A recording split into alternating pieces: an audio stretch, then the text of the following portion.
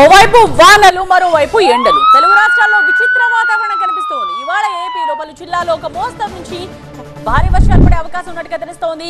పలు చోట్ల పిడుగులతో కూడా వర్షం పడే అవకాశం కూడా ఉంది. ఇక రేపు పోలింగ్ రోజు కూడా వానలు కురిసే ఛాన్స్ ఉంది.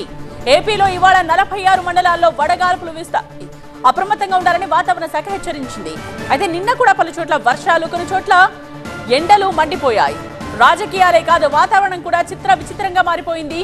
ఓవైపు ఎండలు దంచి కొడుతుంటే మరోవైపు వరుణుడు నేనున్నానంటూ దూసుకొస్తున్నాడు.